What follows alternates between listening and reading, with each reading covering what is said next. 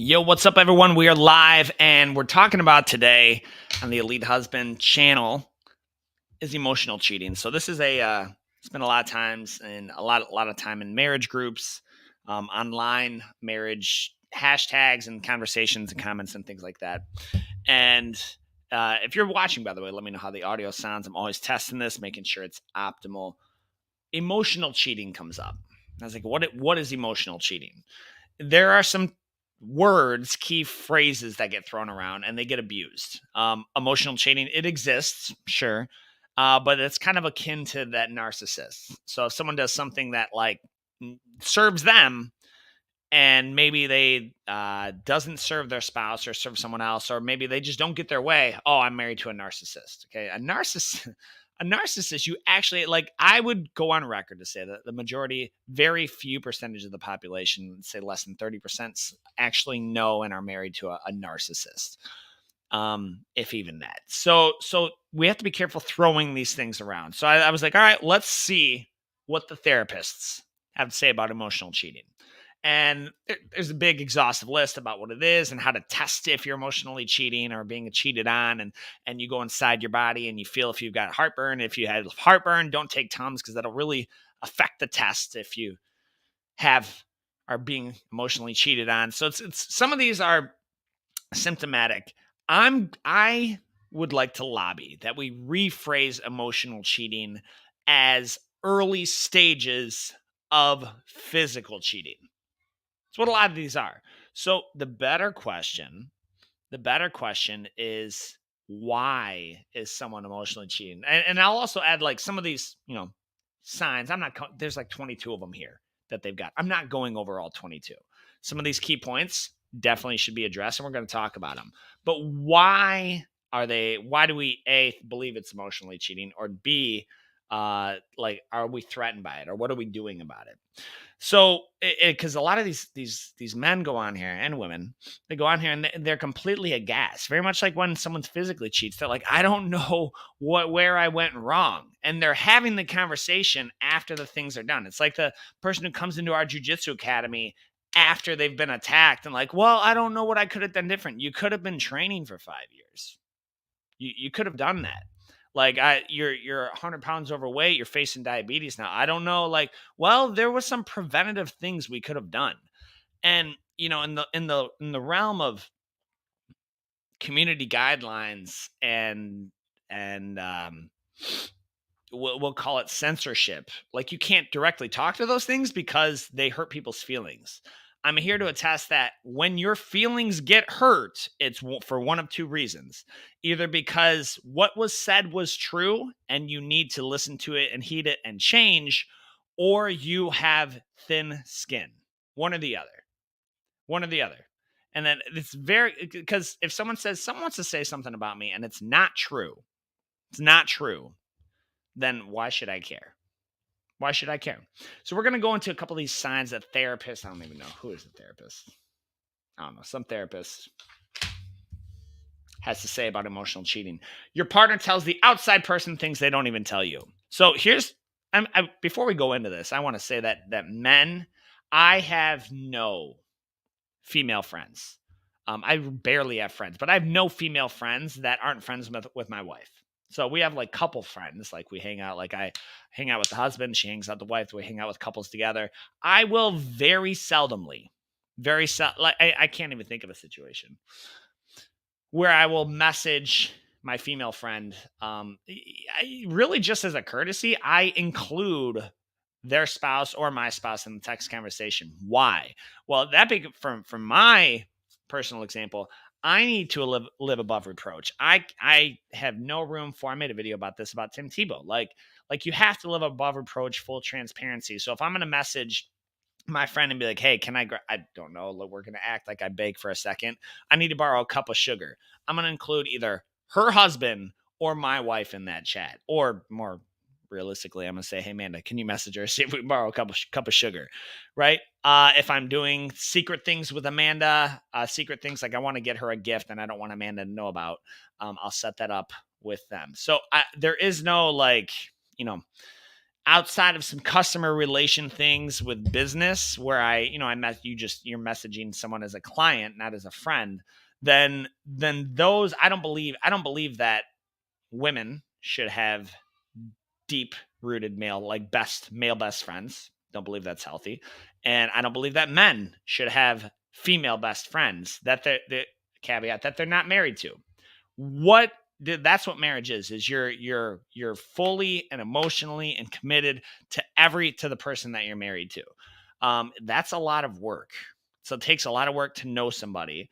And so if somebody is getting that fulfillment from someone other than you, if I'm going out to a different woman because I don't feel that I can share with Amanda, I don't feel that I don't feel that she's going to understand me the way someone else does, that is a problem with one, Amanda, but two, myself, because I need to voice that. Now you say, well, I have voiced it, they're not paying attention.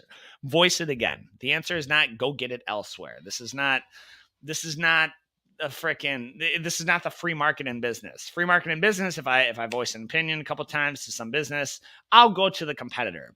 We can't treat your marriage like the marketplace. Okay. The problem is what you do with that is you end up on your fifth marriage and several kids and like tons of different alimonies and child supports. And like, it's a really, really messy. And you get kind of you get what we have today where almost 60% of marriages fail. And there's like tons of blended families and the kids are just a shit show because they've got 18 and a half like legal guardians involved in their life. And that if that offends you, I'm sorry it offends you, but maybe you should pay attention. Okay. There are extreme circumstances where, it's just really a bad draw. Someone changes, someone has a mental shift and you're like, I like this isn't going to work out. But for some reason, I talked about this last week, 50, 60 years ago, the marriage rate was or the divorce rate was half. Why is that? Did everyone just become mentally insane and narcissistic and egotistical? Well, I mean, morals have eroded quite a bit since then. I'm not going to deny that. But you have to take ownership in that. You have to be committed to that. So let's dive into some of these signs of emotional cheating. Your partner tells them things that they don't even tell you. They have a hard time tolerating brief periods of frustration, loneliness, or emotional discomfort within your relationship. So this is saying that your spouse has, there's periods of frustration, loneliness, and emotional discomfort within your relationship. But what do you mean tolerating that?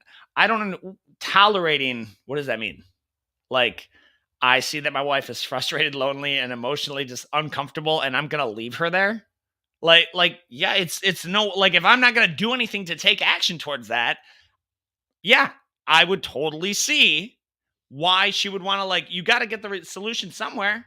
You're going to get it on social, you're going to get it online, you're going to get it, like, you have to get it somewhere. You are, as a man, committed to your spouse. You should be committed to your spouse. And like, I'm not going to talk to women right now because I'm talking to men. I am a man, born a man. Like, we're talking to men. I talk to women on a different time, different call, but we're talking to the men. Like, if your spouse, your wife, is frustrated and lonely and emotionally uncomfortable, it's your responsibility and your duty to be there for that. You say, I don't like getting in my feelings. Tough.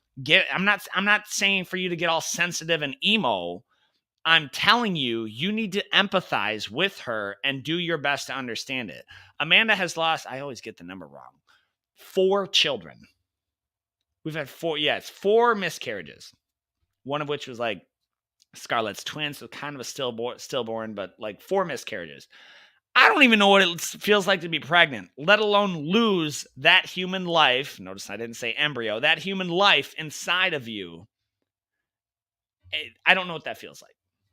I know it's like on the father's end, but like, I know. So when she's currently pregnant and going through those things, I have to do my best to empathize with that. And sometimes that means I'm just listening. Sometimes that means I'm providing a solution or, telling her that no matter what, like, sometimes the answer is no matter what comes, we're going to get through it together. That's all I have. Cause I don't predict the future. Number 3, they always turn, I don't like the word always. I'm glad they put often. They often turn to the outside person for comfort when you're unavailable. What's the key word there? You're unavailable. You're unavailable. What does that mean? Like, you're unavailable. So we're talking like a 5-minute time span. If you have designated time to talk to your spouse, you should always be available. They seem to connect with the outside person more after the, here we go, unresolved conflicts with you. Why are there unresolved conflicts? Even if the resolution is like, hey, listen, like Amanda and I had a deep conversation about the difference between confidence and arrogance. And she's like, well, you think like, we were going into, it was about my mindset. And I said, babe, I believe. She's like, well, you just don't do things that you don't want to do, or you have a very hard time doing things you don't want to do. I said, yes, this is true. Yeah.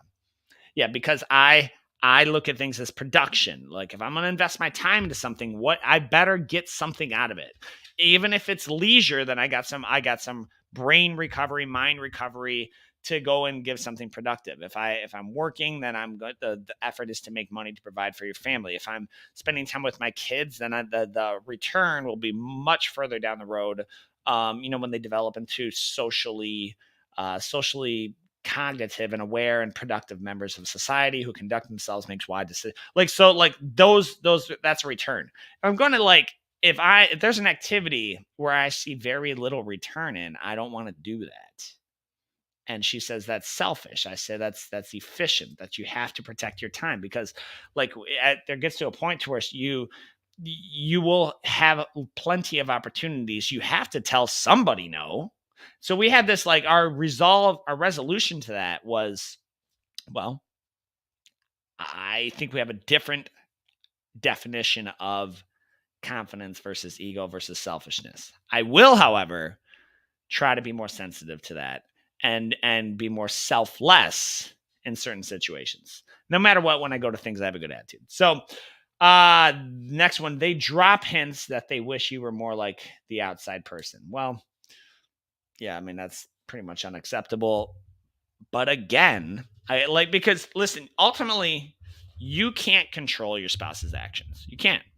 Okay, we talked about this one in our kids program at our jiu-jitsu academy. Like, I can control the kids' environment. I can control the exercise they do once they get there.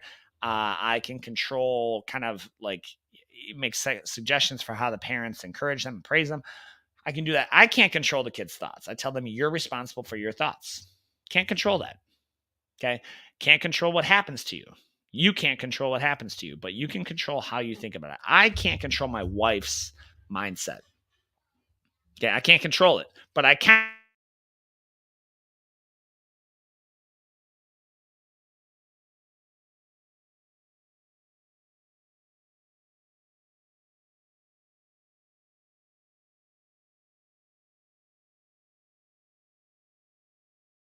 My goal, hopefully we're back. My goal, life is a competition, and my goal is to make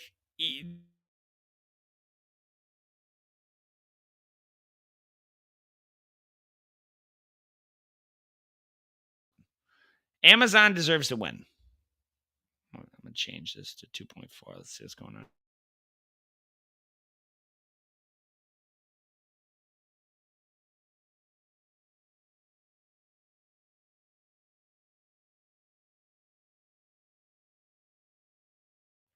To where that there is no competition. There is no one else like you.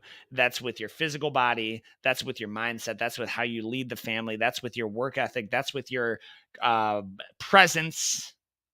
Presence. Spelled that right. Being present with your family. Like, that's, you need to make, there needs to be no recourse. Like, Amanda looks at people and she's like, people, I see these wives complaining about their husbands or things like that. Like, she's like, I don't understand it. It's not that difficult. Like, just do what you're supposed to do. And then you see these husbands complain about their wives. She's like, I don't get it. It's not that difficult. Don't be a shitty wife. Like it's not, it takes effort. It's not complicated. It's simple, but it takes effort. Next one, they stop expressing their needs. Well, why'd they stop expressing their needs? Probably because they got nowhere with it. And if you keep going to the same request, and they get nowhere, eventually they're going to be like, well, fine, I'm not going to go to you anymore. Like that's human nature. I don't agree with it. I don't support it, but I get it. I understand it. They stop communicating with you about deeper issues. Same thing about the relationship with this outside person acts as an exit from connection with you. You see the trend here? They just don't like spending time with you. Why is that? Well, I doubt it's because you like pulled this large bait and switch from the person that you were when you were dating. I always tell people, she married you for some reason, unless you're independently wealthy and lost all your money and now she wants out. Like, she married you for some reason. Who was the person she fell in love with? It's also important to note that people change. Like, who Amanda fell in love with, the man that David was when we got married, is a drastically different man. She's a drastically different woman. You grow together with that. That's the importance of being present, because like, people change. Amanda has grown so much since we first met, and in a far for the better. Not to say she wasn't bad before, but like, she won't say this, but she can make more sound business decisions than those who have entrepreneur labeled in their Facebook profile. Like, she's been around. She has communications with business owners. She has a very high level of business understanding, but her heart is with her children. Her heart is with raising kids. That's where it's at. And I think that's like very, very attractive. So we've both grown in that. Let's see what else the therapist got to say about this. We got a couple more. They tell you you're too sensitive about their relationship with the outside person. Well, then now you're getting into the realm of, again, I labeled this early cheating. So every inappropriate behavior, every sin, biblically speaking, starts in the mind. Always. No one just trips and falls and now you're having sex with a hooker. It doesn't happen like that. It's not how adultery works. And so you think about it, the seed comes in. Now, it's important to note that we have seeds, like we like the temptations come in, and you're like, this crazy temptation, you're like, I don't want anything to do with that. Like, and you're like angry about it because you think it's something that you came up with. It's just temptation. What you do with that temptation, think of it as a seed, like a plant. Do you nurture it and say, well, that actually would be pretty cool. Like, like, what if we did, like, got a little rendezvous, but like, you entertain it, you tease it now. That's problematic. That you're giving it life. Something comes in, you're like, no, that's wrong. I'm out. Like, discard it immediately. And sometimes these come in 5 minutes right after each other. It happens again to where you think it's your idea. Well, if I'm thinking about it enough, it must be something I want. That's like this bullshit carnal wisdom. Like, that's like carnal internet advice. I understand the irony being that this is on the internet, but like, that is not, if you think about something enough, that must be truly what the heart wants. The heart is desperately wicked. Who can know it? Like the heart. No, it's not. I don't maintain a great marriage with Amanda because I've got a great heart. I maintain a great marriage with Amanda because we work at it, and I'm honest, and I'm open, and I'm vulnerable, and I share my goals and passions and needs and desires and frustrations and struggles and fears and doubts, and she does the exact same thing with me. And it's not easy, and there are nights where we stay up till 3 or 4 a.m. because we refuse to go to sleep angry at each other. I know some couples don't, but like, we refuse to. So the emotional cheating is just early cheating. So be the man that your wife would have to be retarded to cheat on, that she doesn't have to seek elsewhere. If she's getting filet mignon at home, she's not going to go out for a slider. See what I'm saying? Guys, I'm David Fox. Let me know in the comments if this is working, you're hearing everything, and share this with someone. Give me your thoughts on this. If you think it's a bunch of malarkey, archaic word from Band of Brothers. It's actually older than that. But if you think it's a bunch of malarkey, fine. Put that in there. If you're like, you know what, this is dope, go ahead and share that for me. Join my free group for married businessmen. Okay, it's called the Elite Husband. Ladies, I'm sorry I don't have a group for you just yet. Down the road, maybe. Right now we're working on the men. Ladies, if you see this, share it with your husband. Okay, tag him, Okay, don't say you need to change and be like this guy, but use it as a conversation piece. Go out on a nice date, like schedule some time together to talk about these things and make that a weekly recurrence. Guys, as always, we'll see you on the next call.